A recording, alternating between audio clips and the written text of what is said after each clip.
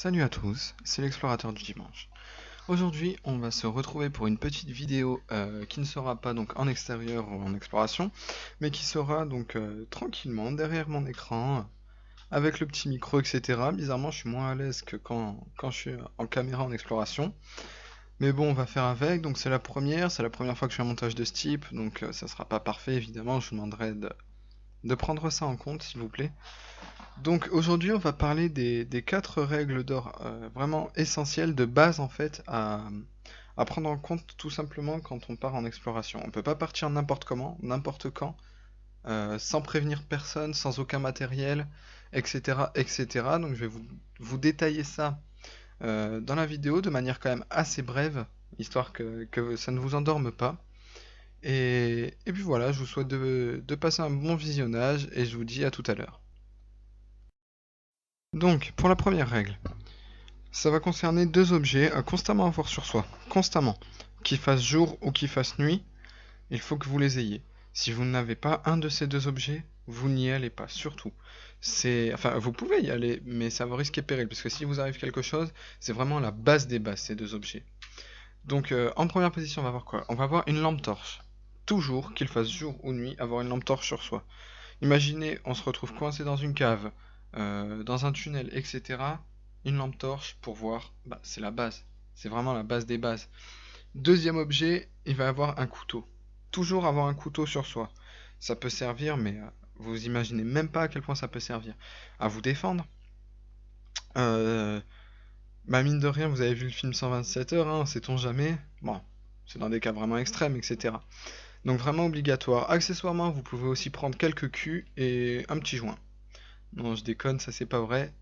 Faut pas fumer. Mais par contre, vous pouvez prendre des petits culs. Allez, on se retrouve de suite pour la deuxième règle. Donc allez, c'est parti pour la deuxième règle. Donc, pour la deuxième règle, il va être très important, très important, de communiquer entre vous. C'est-à-dire, imaginez dans des ruines, voilà, dans des ruines, dans des endroits abandonnés, va... les animaux vont être bien plus présents que dans une maison habitée, ce qui est logique. Donc, communiquer va permettre de dire à son pote, oh gros, fais gaffe, il y a un serpent qui traîne par là-bas, fais gaffe, il y a un rat qui est par ici, fais gaffe, putain, il y a une Nabila qui est là, c'est super dangereux, enfin, surtout Nabila d'ailleurs. Fais gaffe là ici, le plancher il est pas très solide, tu vas te casser la gueule, fais super gaffe à toi, etc. Pas mal de petites choses qui fait que vous serez toujours plus en sécurité. Ce qui reviendra du coup à, on va dire une semi-règle, ne jamais partir tout seul. Enfin, on peut partir tout seul, mais moi je préconise toujours de partir à deux, minimum à deux. Voilà, histoire d'avoir un minimum de sécurité. Le gars qui est avec vous peut vous procurer les premiers soins, peut appeler les secours s'il vous arrive quelque chose, etc. Donc, j'ai tout dit pour la deuxième règle. On va passer maintenant à la troisième règle. Donc on se retrouve pour la troisième règle. Troisième règle qui va être très rapide à expliquer et très logique en soi. Toujours prévenir une ou plusieurs personnes de l'endroit où vous allez, l'heure à laquelle vous y allez, etc. Quels moyens vous avez pour la contacter, etc. Prévenir une ou plusieurs personnes, voilà, toujours. Ça coûte rien de dire une connerie, hein. Maman, je pars à la ruine qui est à Tataouine-les-Bains. Si je suis pas rentré demain à 9 h, c'est qu'il y a un souci, inquiète-toi, etc. Mine de rien, c'est une sécurité quelque part. C'est pas grand chose, mais c'est une sécurité. Voilà. C'est tout ce que j'avais à dire pour cette règle-là. Y a pas épilogué sans s'étendre. Toujours prévenir quelqu'un. On se retrouve pour la quatrième et dernière règle. Très rapide à expliquer aussi. C'est plus un conseil qu'une règle. Il faut toujours avoir plus que le nécessaire. Il vaut mieux avoir trop que pas assez.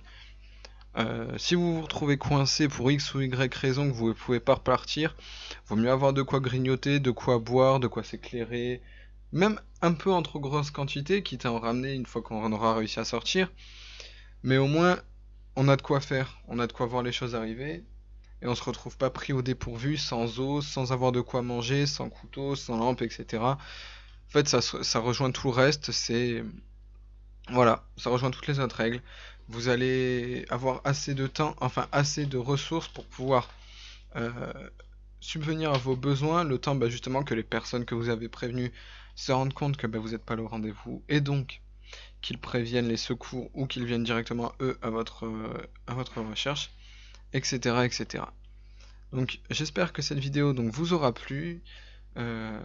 Si elle vous a plu, je vous invite à laisser un petit j'aime ou à vous abonner à la chaîne, ça fait toujours plaisir. Et je vous retrouve bientôt dans une prochaine vidéo. Bye.